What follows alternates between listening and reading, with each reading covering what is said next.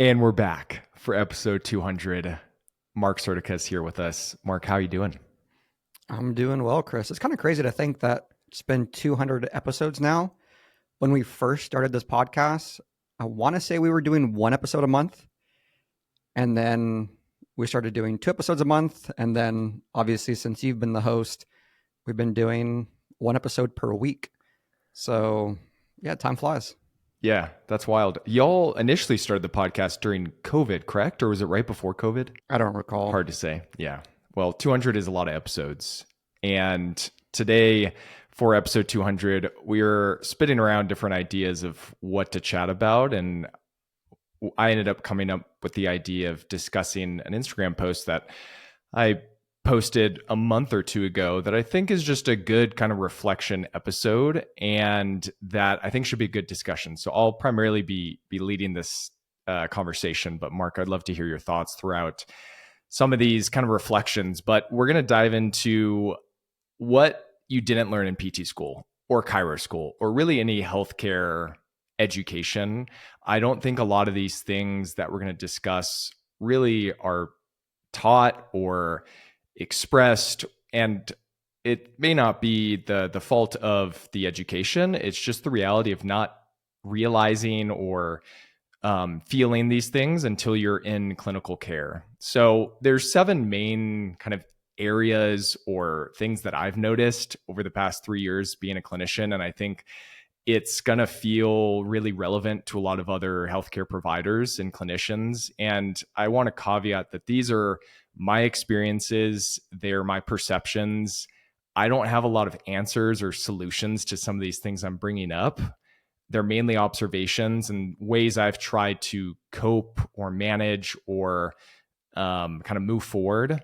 And hopefully this is helpful for people and can provide some reassurance that some other individuals are feeling these things as well or noticing them. We're going to go through it. So there's 7, and I'm not sure how long this will take and how much we'll dive into one versus the other, but we'll start with kind of the first thing that I mentioned in my post, which is clinical care can be really draining. And students may find this immediately in clinical rotations if you're a PT student, but sometimes there's that excitement of clinical rotations, or you just you're not in the thick of it because things are moving quick and you may be in a rotation for a month or two, but you really start to feel this as a new grad. And when you're spending every day, if you're in the clinic full time, treating patients, and it can be very much a draining process of the day in and day out of interacting with patients and trying to be as present as possible. And I think some of these things that we'll dive into in my experiences, I think there's a lot of overlap, but really something that I've noticed over the past 3 years is it can be really challenging to come to the clinic every single day with the same amount of energy you had on Monday versus Friday versus Wednesday, and trying to keep the consistency of your energy, your presence, your momentum with patients. And I think there's a few things that I want to dive into with just this observation of clinic is tough. And I don't know if this is any different than any other career and just the nature of working on average 40 hours a week for a lot of people. That is a lot, but I think it's extra noticeable in healthcare when so much of your week and your day is spent interacting with patients, as opposed to you kind of check out on a computer, or you're in a job where there's kind of these transition periods where you can kind of go in and out of being fully on. And I think something like physical therapy or rehab in general, you just really have to be super dialed in. And that wears you down, or at least it does for me. But I think there's some things just to like reflect on, and maybe options to make clinic care feel a little bit less draining, or to have better strategies to manage.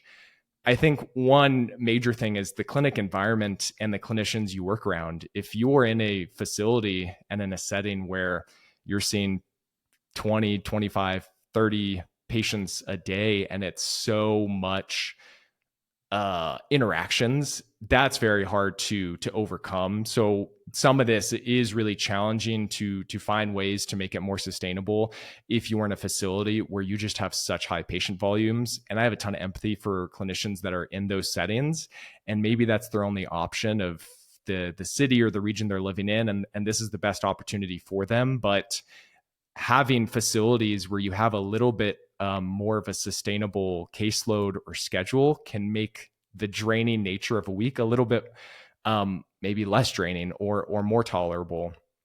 And I also think being in a clinic where you have other clinicians that are going through it with you, and one, you have a support group of clinicians that you trust and like and enjoy talking with, both from kind of a clinical education and learning perspective, but also hopefully as maybe friends in and out of the clinic. But I think I've talked about this on previous episodes. The first clinic I was at, there was multiple clinicians that at just the end of the day, we would kind of be going through it together. Like, that was a tough day, but there's that sense of shared camaraderie that I think made that way more enjoyable as a whole, knowing that we worked 4 10s. So this was a 10-hour day. You're in the clinic over 10 hours before getting there. And by the time you're done, that at least there's other clinicians around you to have that sense of, we're going through this together. We did the best that we could. We'll see each other in the morning. And I think that's super helpful to try to manage the demands of a work day, work week, etc. Another thing I think that is helpful and that I've noticed is if your life is surrounded by PT or chiro or whatever profession you're in, and this goes for like trainers as well, if there's like coaches or individuals just like not on the rehab side but on more of the performance and training, I think this goes as well, similar context. But life outside of work, if your entire week and year is spent focusing on your profession and there's no ebbs and flows of hobbies outside of your career and having things to do outside of the clinic, I think that also makes it way more challenging to have an off switch and to allow yourself to recoup from the demands of these type of jobs and these environments. And then, this is something that I've been really lucky and fortunate, and I've been purposeful of having this, but the opportunity in a career to have fluctuations in what your week may look like. Do you have to work 40 hours a week in the clinic, or can you spend 30, 35 and either scale back and be okay with a little bit of a limited or reduced salary because that's just more sustainable for you? And or can those hours be spent focusing on developing your own side business or working for another company or doing something completely different? I know a buddy of mine, shout out to Mason Moore at R2P. I think he worked 4 10s and maybe he scaled back a little bit. On Fridays, he just started working at a coffee shop in Washington, D.C. because it was super fulfilling for him. He loved it. He got paid a little bit, but it was more so like the social interaction, learning a new skill of making coffee. And that's just, I think, a really cool example of ways to have variability throughout your week, that if you can scale back on your clinic hours, maybe even if it's just 5 or so hours, and it gives you breathing room, or you can invest in projects that you want to work on, or other hobbies or things that are paid or unpaid. I think that's been super helpful for myself as well. Obviously, working with E3, I now work 30 hours a week in the clinic, and it does feel more sustainable.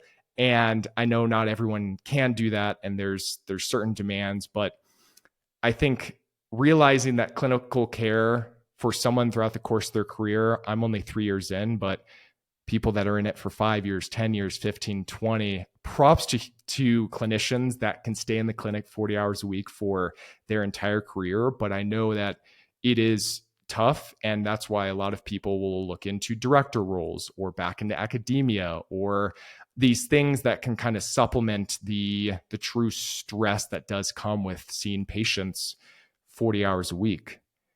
That was a lot. That was kind of my first reflection. Clinical care is tough, and I think that's maybe not taught or discussed enough in school. Mark, do you have any thoughts with that kind of first point? Yeah, so I do want to start by saying this is not a knock on patients.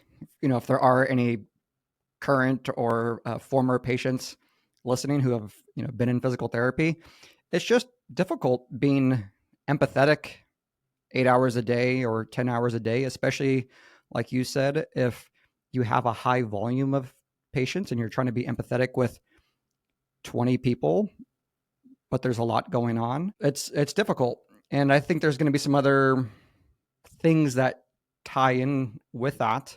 And part of that, I mean, it's a complex topic. Obviously, autonomy plays a role. If you feel like you're not able to treat the way that you want to treat, whether that be a time component because you are seeing 20 patients per day, or just there are certain spoken or unspoken expectations that can make things just feel a little bit more challenging. And I'll touch on it after the next one. But like you said, sometimes these other opportunities outside of work are come by way of not by choice, but almost mandatory because of somebody's maybe financial situation or otherwise. And I'll touch on that after this next point. Yeah. Thought number two, or point number two, consistently working on notes or documentation can be soul sucking. And it's just the nature of and being in healthcare and being in the insurance based kind of model and system as a healthcare provider and as a physical therapist or clinician. And I don't have any solutions for this. Notes, you have to get them done. You have to have a certain level of standardization of how you write it and complete it. And the ways that I've found helpful to manage is I've had just some kind of clear, rigid boundaries of working on documentation and working on notes. And this again goes back to point number one, and things that Marc's already mentioned is the volume of, if you're seeing 20 patients a day, that's a lot more notes than if you're seeing 10 or 15 or less. So I would say that it is more and more overwhelming if you have more and more patients. But things that I found helpful for myself is, since I started my first job out of school, I made it kind of a non-negotiable. By the end of a clinic day, I wasn't leaving the clinic until all my notes for the day were done. And again, there's caveats that I know there's some individuals where they have to be done by the end of their day. Maybe they have 10 or 15 minutes, but they have to go pick up their kid or they have other obligations, and that may not be feasible. But I made the, I guess, sacrifice or the decision that even if it takes 30, 45, 60 plus minutes to stay in the clinic, I'd rather leave the clinic day knowing that tomorrow is a brand new day. I don't have to think about notes, making dinner, going to sleep. It's not keeping me awake. It's something that it's a off and on. And that I think has helped me, one, not feel this overwhelm or accumulation throughout the course of a clinical week, that this is just piling up and it's so unmanageable. So I think for me, having this clear by the end of the clinic day, regardless of how long it takes, I'm finishing these notes. If I had 2, 3, 4 evals, yeah, it's going to be a longer night, but I'm way better off than if I push those off to the next day. And the next day I have 2 or 3 evals and I now have those notes to write. And it just, by the end of your clinic week, you have unfinished notes. I don't think that's a good practice, or at least that never felt like a great option for me. So that's been a way for me to make notes as, I guess, consistent as possible and not feel as overwhelming as if I was just letting them pile up throughout the course of a week. And then what also to that of prepping for my clinic day is getting to the clinic early, looking at my caseload, double checking. And I literally just have a notepad or a legal pad where I write out every single slot of the day, the patient, their chief complaint or their presenting condition. I'll look at my notes from the last session. Is this a progress note? Is this just a typical daily note? What is the goal for this session? Do I change anything or do I continue as is? And then I essentially pre-write or prep those notes for the day for what I can.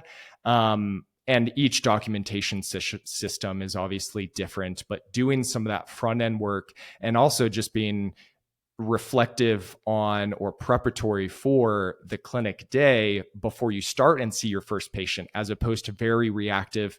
Oh, my 8 o'clock's here. I'm scrambling. I haven't prepared my note. I don't exactly remember what we did last session. Oh shit, today's a progress note. That would give me so much anxiety. So it's going in the clinic a little bit early, or maybe you do this the night before. But for me, it's, can I have a 30-minute chunk to make sure I feel comfortable with what my clinic day looks like? Can I have my notes set up, or at least kind of the skeleton? And can that allow me to, one, have probably a better flow to each patient interaction, as opposed to like, okay, who do I have at 9 again? And what are they coming in for? It's already laid out. And then once I finish that person's note, I'm like on this legal pad, I'm just scribbling out that appointment. By the end of the day, the whole legal pad is scribbled because I've seen the patient, I finished their notes, I crumple up the paper, and I start the next day with a new legal pad. I think that, or with a new paper, that has been super helpful for me as well. Notes are still soul sucking in a sense. They have to be done. But for me, having that end of day, I'm finishing everything. And in the morning, I'm prepping for the whole day. And I'm kind of writing out some of what I can for each case, has, I think, been a really helpful strategy for me. Mark, do you have any thoughts to that kind of second reflection? Yeah, so I have thoughts that are going to tie into both reflections. So the first one being clinical care can be really draining. The second one being documentation can be soul sucking. And I think for both of these, they can be exponentially more draining and soul sucking when individuals are also experiencing a financial burden due to the loans that they've taken out for PT school. You know, it's like this black cloud that hangs over your head, in the sense that if you have a job that's really stressful for 40 hours a week, but I'm going to exaggerate here, and you're taking home $1 million and your bills are paid and you get to spend your evenings and your weekends the way that you would like to, it probably makes that 40-hour-a-week job feel a little bit less stressful, as opposed to you have this, accumulation of debt that you have to pay back. Perhaps you are working in a busier, higher volume clinic because it pays better. But even then, you're still questioning, how am I going to pay this debt back and buy a house and also just enjoy my free time? And then that maybe comes to the realization that even though I went through 7 years of college, I have to take on another job beyond my full-time job just to supplement my life. Maybe not even my lifestyle, just life. And I think that's a big issue that we have in the physical therapy profession. And I think that really exacerbates a lot of the issues that you're talking about here. I'm glad you brought that up. This feels salient because I had a conversation with an individual who's shadowing our clinic / performance facility that I work out of in person now. He's 21. He's considering PT school, and I had my first conversation with him earlier this week, and we sat down for an hour. And it's not like I was trying to talk him out of PT school, but I was trying to give him the realities of things to really think through and ask other clinicians and individuals he'll be interacting with before he applies to school, and asking himself as he does more and more research of, one, what makes you actually interested in healthcare and physical therapy? And two, where do you see yourself? And I told him, I was like, some of these things, it's hard to answer or hard to have clarity when you're not in PT school yet, but where do you see yourself living? Do you want to stay in the city that you're currently in? What are the opportunities of clinics you could work at within this city? What does that provide or offer you? And what are some potential options? Are you open to moving throughout the US? Are you wanting to go to school in this city or state? What is the average cost of the DPT program? How much debt would you potentially go into? How long would it potentially take you to pay off this debt if you had the average salary of a physical therapist? Do you know what the average salary is depending on the setting? And I kind of wanted him to just have awareness of, you should do some work asking yourself these questions or looking into this over the next year or two before you consider PT school. Because to your point, Mark, like for people that end up in quite a bit of debt, and you throw that with, you may be starting a family, you have a family, you're trying to buy a house, you're now a new clinician, and you're trying to just manage the overwhelm of clinic care as a whole, and maybe trying to continue to learn. That's really challenging. And so is it, as a student who's potentially applying to PT school, are you thinking through all of these things to determine, is this the right fit for me? Or what are some of the things that I just have to be aware of once I finish school in regards to the financial obligations that a lot of people have to face and to manage? Yeah, I don't know if you have any thoughts there, Mark, but I'm glad you brought up kind of that financial component. No thoughts? Cool. We'll move on to the third one. Staying up to date on research is a constant challenge. And even the person like myself, who I would say I'm probably on the above average realm of being interested in trying to stay up to date on research, it's still super tough. And it felt different when I was in PT school, and I'm sure other individuals can agree with this or have similar thoughts. It feels like more structured at PT school, and I felt like I could set aside a little bit more time or consistency at the end of the day to read a paper or to, make that a habit. And then once I got into clinic, like by the time you're done with clinic, you just want to go to bed or eat dinner. And, I'm getting home at 7 p.m. And for me, there's been waves of maybe a lack of consistency than what I would have expected.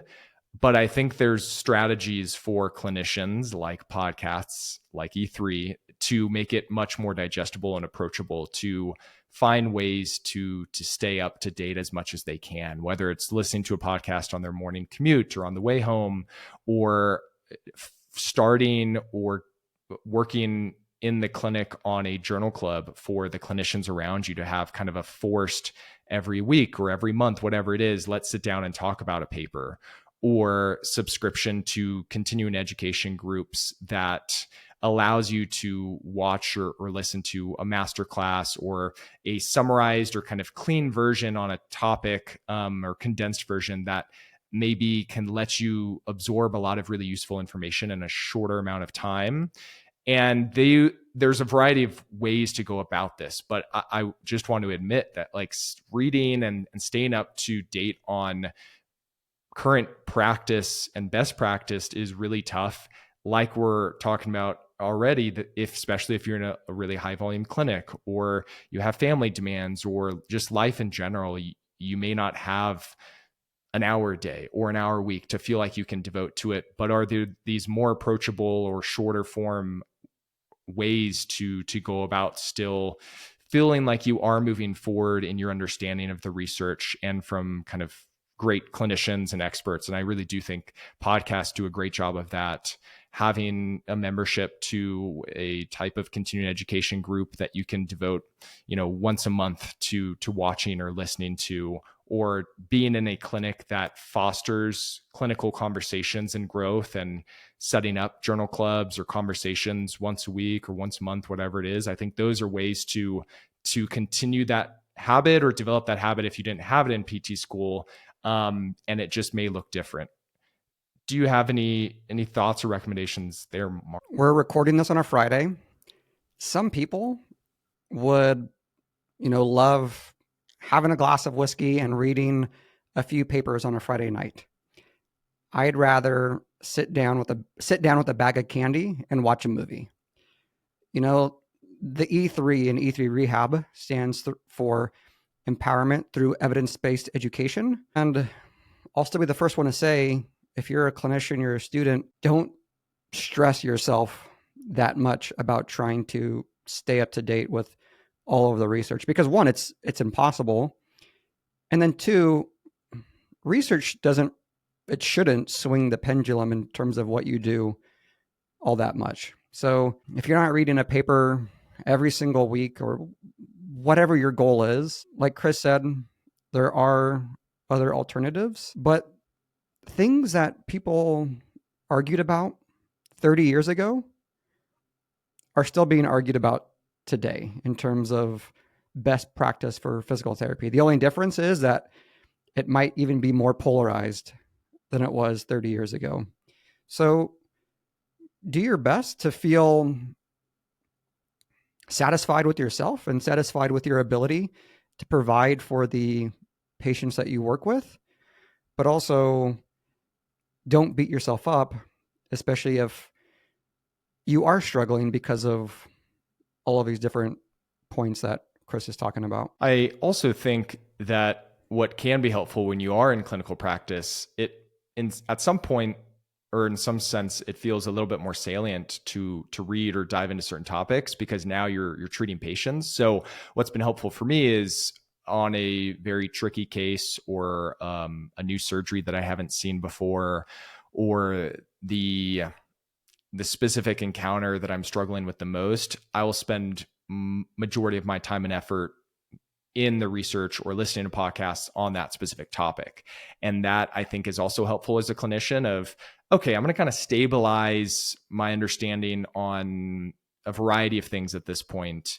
And I'm going to treat in the clinic how I have my heuristics and views and kind of management strategies already. But for this specific case or this specific topic that is fresh in mind or that I'm struggling with the most, this is where I'm going to spend my attention and effort. And maybe it feels a little bit more focused because it is, and it probably feels more rewarding because it's on a specific individual. And that, I think, practicality is helpful, which may not be as apparent or feasible when you're still in school because you're like, I need to or want to or whatever it is, have to learn all these things and it's too overwhelming. But when you're in the clinic, you can kind of whittle down your selection of information and processing based on specific cases, which I do think is helpful. Number 4, remaining present and really listening to each patient is not easy.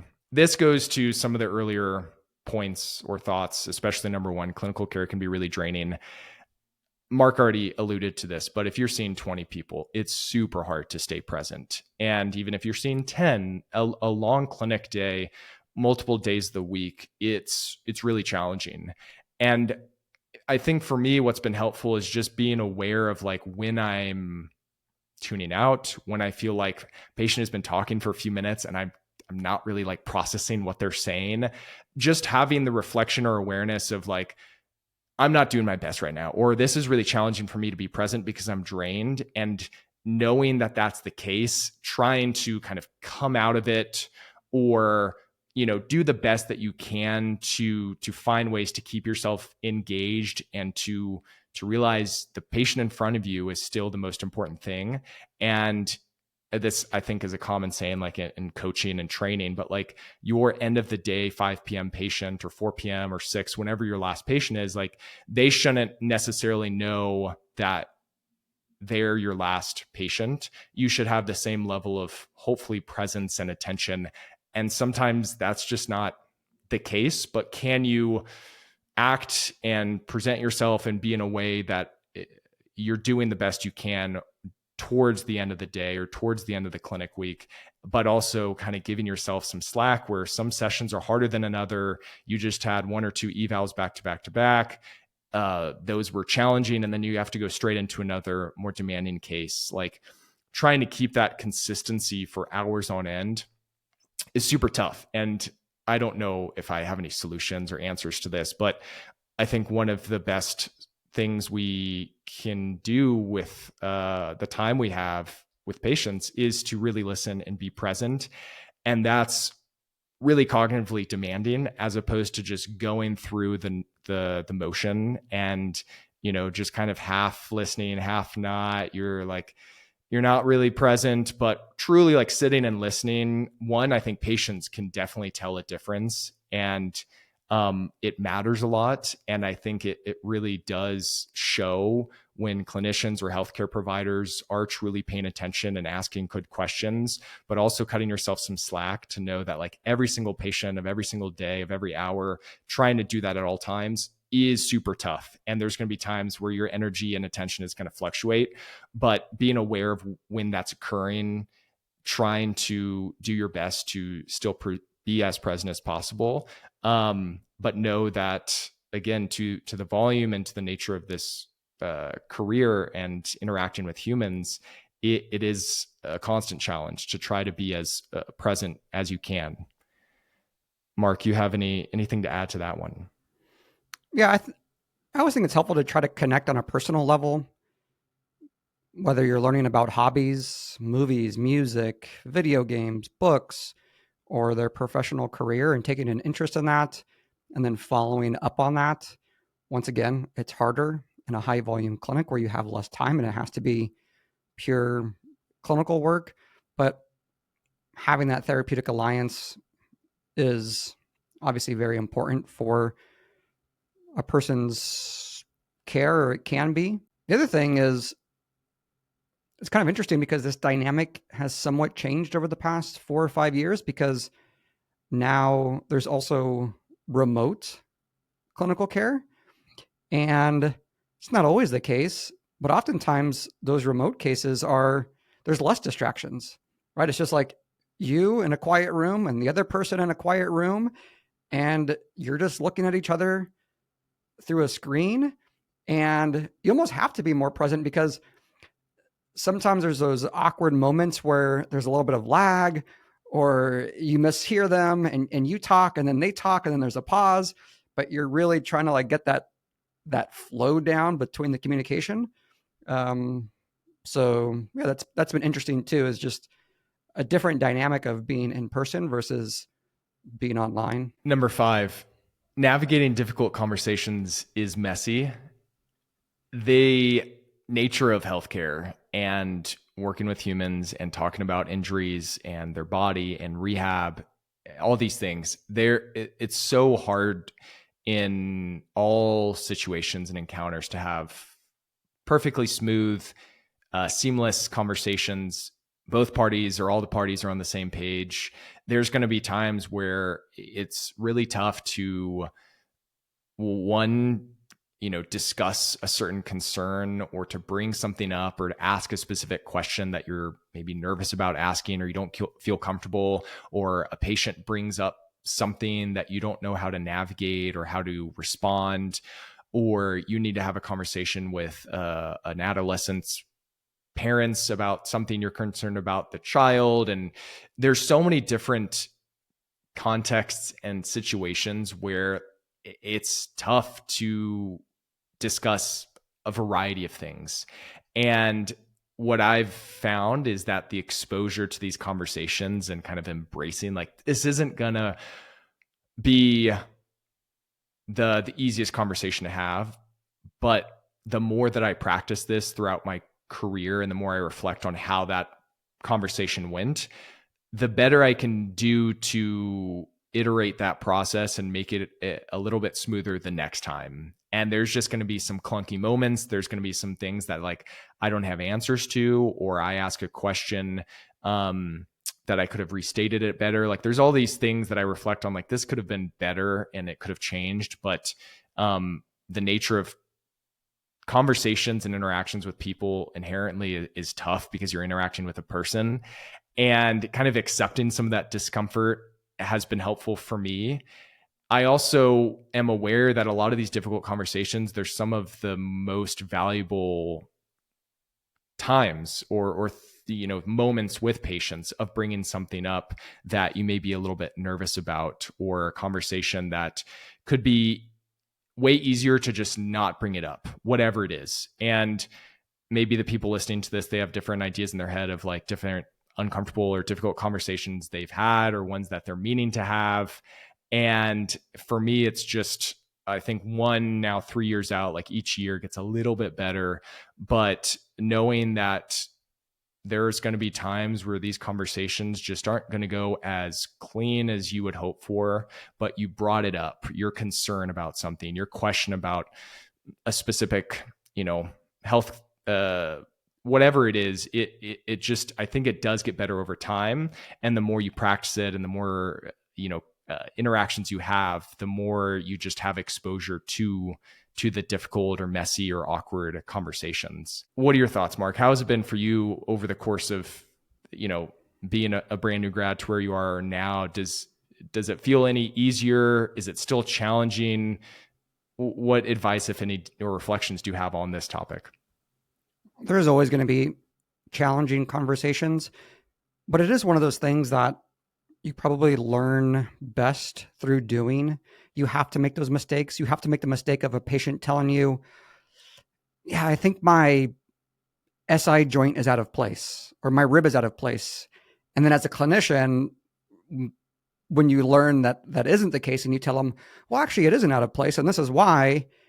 And then there's this maybe kind of awkward silence or confrontation between the two of you, or you learn about pain science for the first time. And so you describe nociception to everybody. It's just one of those things that I can coach you or mentor you a bit, but it's one of those things that, yeah, you have to make those mistakes and just learn from doing. It's like reading relationship books, but never having been in a relationship. Those books are helpful maybe, and they're going to give you some guidance, but you learn the best through that actual dynamic of you and that other person. Yeah, I also think that I've noticed times where a patient asks me something and I know I don't have an answer, but I just start talking. And then it's like 5 minutes later and I'm just rambling or babbling. And it's like, okay, what did I learn from that? I don't have a clear, distinct answer. They probably checked out. They don't know what I'm talking about. I don't know what I'm talking about. What would be a better option? Discussing that I don't know, or kind of expressing some uncertainty, saying, let me get back to you on that. Just simplifying the answer, even if there isn't one in the moment. I think that's been helpful for me, of just being more comfortable with not having clear answers, and also knowing that down the road, I'm never going to have fully clear answers for everything. Yeah, but it's challenging regardless. Let's go to number 6. Some patients may not like you. And hopefully this is more of the exception than the norm. But I think if you're in any healthcare interaction, and if you're a rehab provider, as likable as you are, there's going to be some patients where you just don't click for a number of reasons.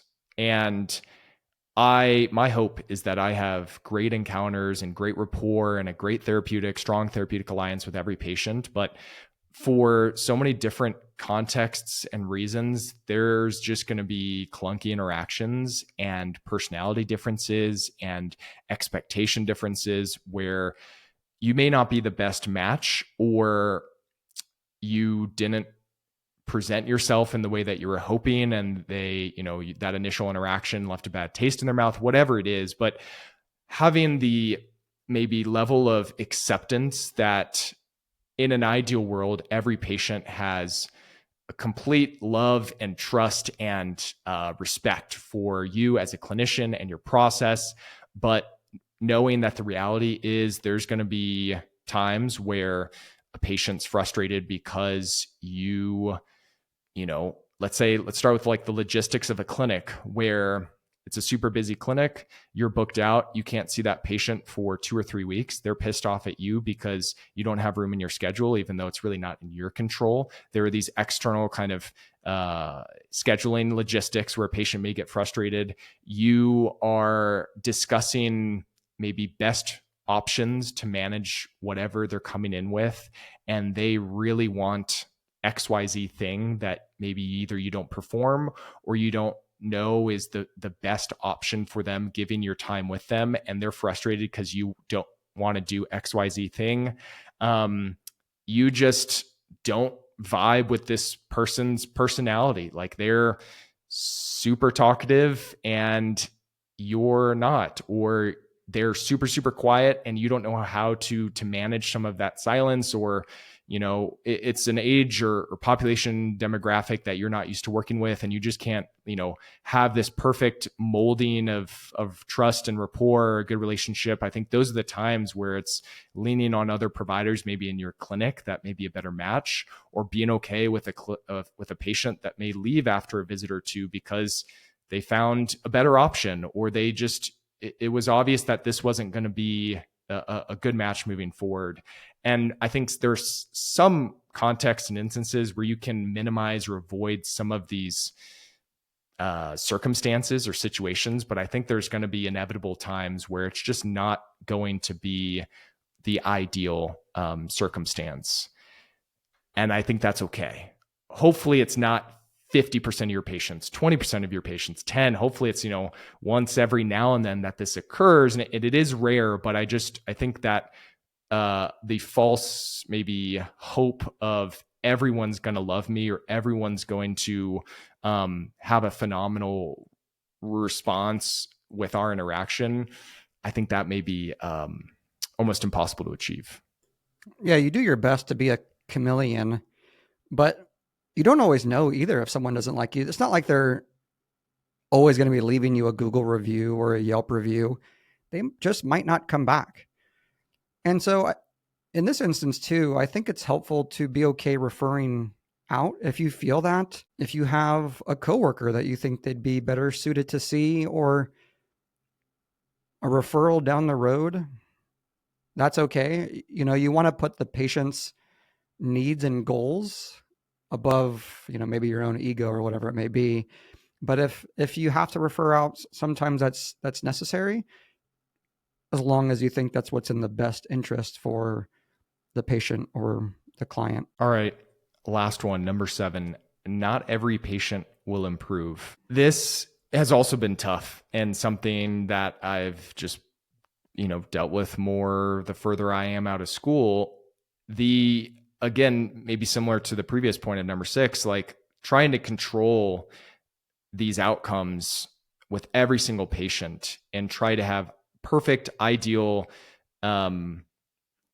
best case scenario outcomes is really challenging and almost impossible for so many different reasons. Again, patients may not improve because they haven't, developed these other characteristics in their life to allow them to recover for the demands of their, or for, what they're dealing with. They don't have the resources available to fully rehab, whatever that may be, or, different contexts. They have a super stressful job. They don't have the appropriate kind of nutrition in place. They aren't sleeping enough.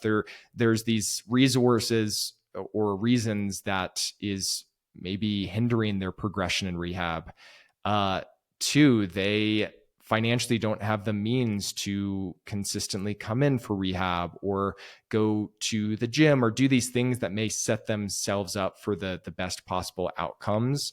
There are these limits for their time availability, their access to getting to rehab or going to the gym or having to work 2 or 3 jobs, these other kind of social and environmental factors that are limiting them.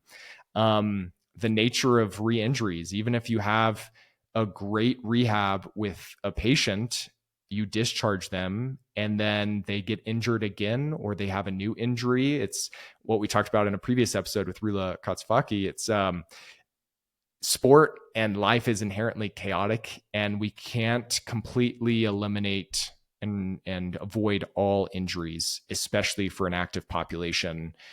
And there's been contexts where I've had patients get re-injured, or they haven't been progressing as smoothly as I'd like, or they're worsening in their function or their symptoms. And it's maybe for a variety of different reasons in different contexts. But the further I've gone out of school, I think I've been in a better headspace of trying to navigate my identity as a clinician and how I view myself, trying to provide the best possible care, and some level of detachment in the outcomes, in the sense that these patients that maybe are having a poorer prognosis than I would hope for, or they're not trending in the best, most positive direction in an ideal scenario, or I discharge them, or they're getting close to return and they have a second injury, and I spiral because I think that I'm the worst clinician ever, or I did all these things wrong, or I start second guessing. And obviously, in some of those contexts, it's appropriate and